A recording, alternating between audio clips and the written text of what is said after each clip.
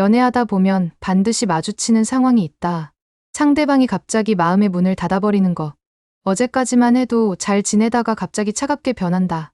연락도 뜸해지고 만나자고 해도 핑계를 댄다. 이럴 때 대부분의 사람들은 똑같은 실수를 한다. 더 매달리고 더 연락하고 더 만나려고 한다. 하지만 이건 오히려 역효과다. 다진 마음을 다시 열려면 완전히 다른 방법이 필요하다. 오늘은 그 비밀을 완전히 공개하겠다. 첫 번째, 일단 한 발 물러선다. 상대방이 마음을 닫았다는 신호를 캐치했다면 즉시 거리를 둔다. 더 이상 연락하지 않는다.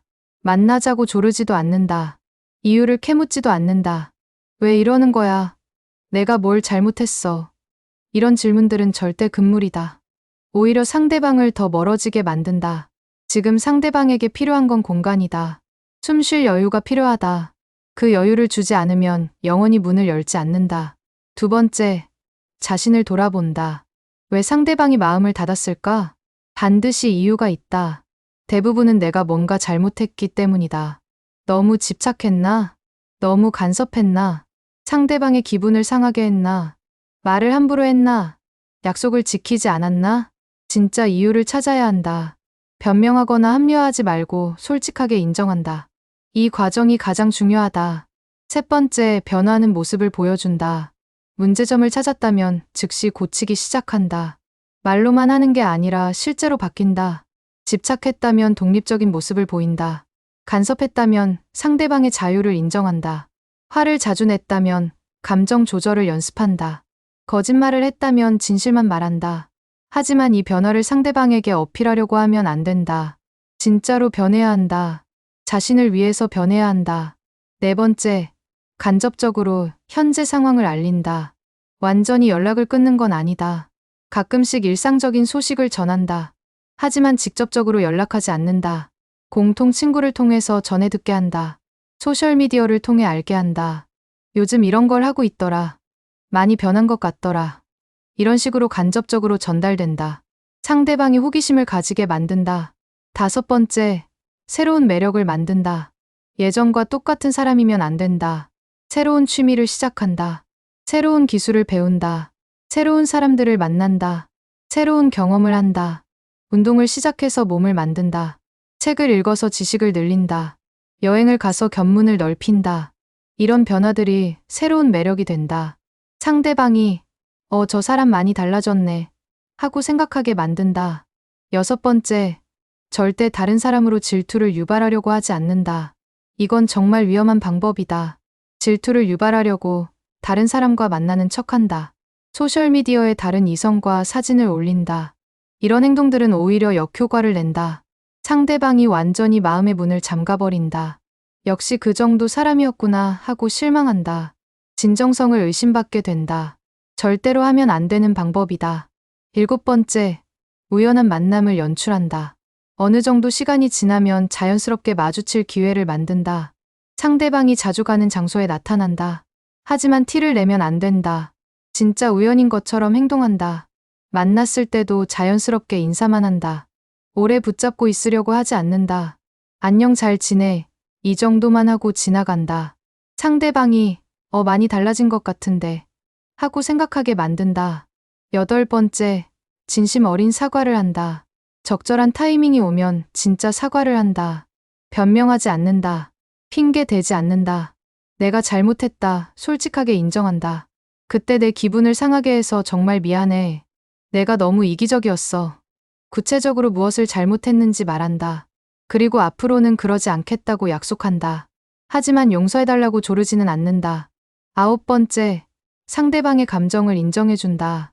내가 화날 만했어. 내 입장에서만 생각했구나. 내 마음 충분히 이해해. 상대방의 감정을 인정하고 공감한다. 내 감정보다 상대방의 감정을 먼저 생각한다. 나도 힘들었어. 이런 말은 하지 않는다. 오직 상대방의 마음에만 집중한다. 이런 태도를 보이면 상대방도 마음이 누그러진다. 열 번째, 시간을 충분히 준다. 급하게 결과를 얻으려고 하지 않는다. 다친 마음이 열리는 데는 시간이 필요하다. 하루아침에 되는 일이 아니다. 몇 주 또는 몇 달이 걸릴 수도 있다. 그 시간을 기다릴 수 있어야 한다. 조급해하면 모든 게 망가진다. 인내심을 가지고 꾸준히 노력한다. 11번째, 작은 도움을 제공한다. 상대방이 힘든 일이 있을 때 조용히 도와준다. 크게 도와주려고 하지 않는다. 작은 것부터 시작한다. 몸이 아프다고 하면 약을 갖다 준다. 일이 바쁘다고 하면 음식을 사다 준다. 하지만 과하게 하면 안 된다. 자연스럽게 도움을 준다. 조건을 달지도 않는다. 그냥 순수한 마음으로 돕는다. 12번째, 공통된 추억을 자연스럽게 떠올리게 한다. 좋았던 시절의 기억을 슬쩍 언급한다. 그때 우리가 같이 갔던 그 카페가 새로 단장했더라. 그 영화 속편이 나온다고 하네.